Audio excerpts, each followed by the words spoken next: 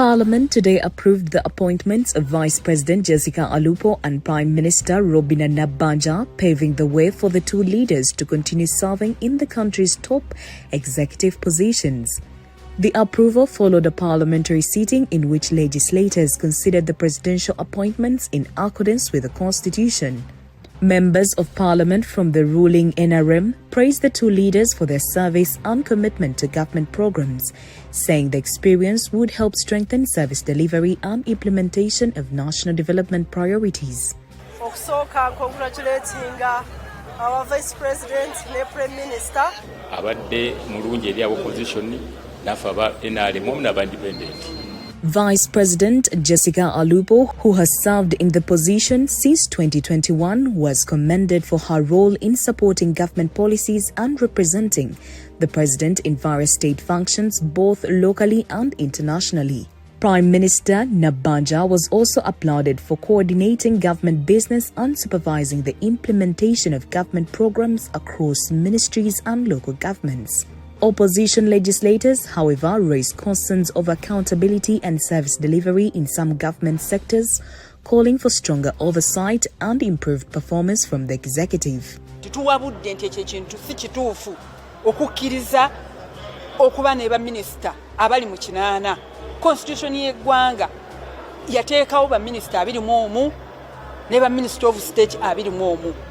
Be bantu nga baba nga offices zirina kuba nga ana mu bbiri naye kati tulaba omuwendo gukubisibwamu. Ndabye nga justification Prime Minister gyawadde n'agamba nti Uganda population erinye paka ku milioni 45 tenkoledde kubanga Tanzania tuli wano okumpi erina 78 millions of people naye erina aba ministers 27.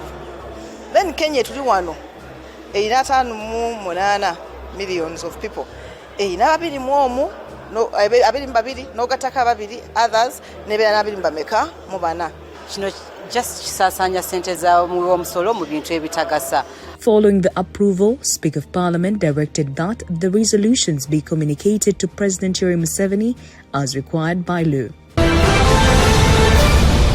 The Uganda Bureau of Statistics, UBOS, today officially released the maiden baseline education census 2025, marking a significant milestone in the country's efforts to improve planning and service delivery in the education sector. The census, conducted in partnership with the Ministry of Education and Sports and other stakeholders, is aimed at providing comprehensive and reliable data on schools, learners, teachers, and education infrastructure across the country.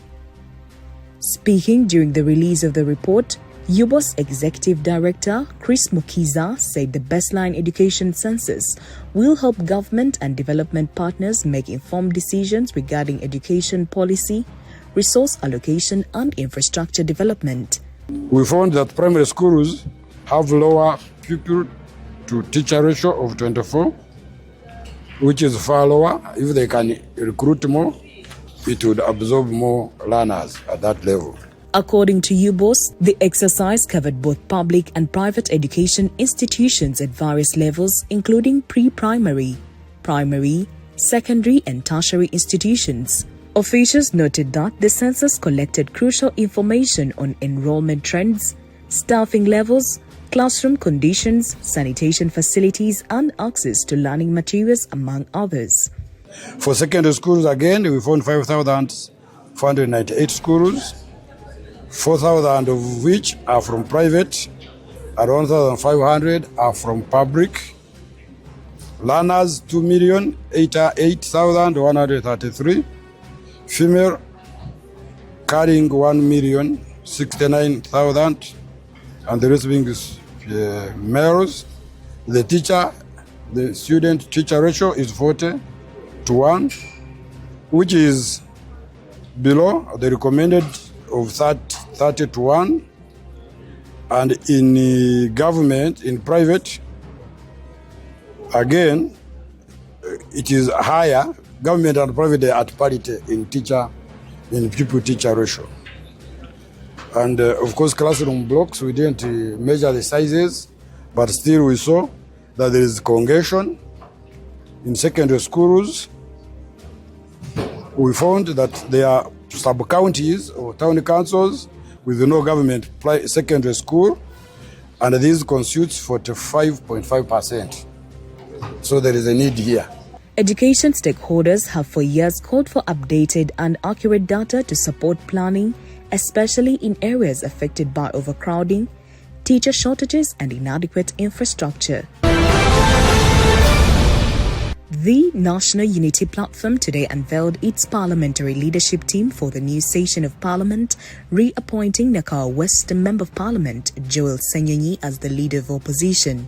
The announcement was made by the party leadership following consultations within the party structures ahead of the commencement of parliamentary business in the 12th Parliament. Anatukulembera mu lutabaalo mu Parliament era nga babadde akola ye Honorable Joel Senyonyi okuva e Nakawa West constituency. Senyonyi, who has served as leader of opposition in the outgoing parliament, was retained in the position in what party officials described as a move aimed at ensuring continuity and strengthening the opposition's oversight role in parliament. The party also named other members to key parliamentary leadership positions, including opposition chief whip and committee representatives, as it seeks to consolidate its influence as the leading opposition force in parliament. Fena tukwataganidde wamu okufa okulaba nga tufominga ejje limu eryawamu ezibizi okubeera nga sifunye kakiiko tekitegeeza nti nze mbadde nina okubeera nga nina okubeera buli wamu. Abakulembeze abalondeddwa basigale ku nsonga y'okubeera nga beesimbu obutalya lukwe mu bannayuganda ate awamu ne mu abo abakwasiza obuvunaanyizibwa. In his remarks, Senyonyi thanked the party leadership and members for the trust bestowed upon him, pledging to continue advocating for good governance, human rights and service delivery. Kakati ffe shadow cabinet yaffe erimu abantu 30 erimu ebifo 30 nga tulaga bannayuganda nti nga tututa okulembeze tetwetaaga cabinet y'abantu 10. So bannayuganda abo bannaye tuleme kubayiwa, tubaweereze, tuyimirire ku mazima, tuyimirire ku nsonga ezibaluma. Download the app on App Store or Google Play Store now. Vision Digital Experience, the future of media. New Vision TV. Stream smart, stream New Vision.